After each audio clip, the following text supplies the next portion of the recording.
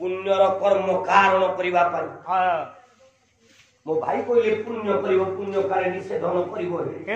से पुण्य कर्मटा कोन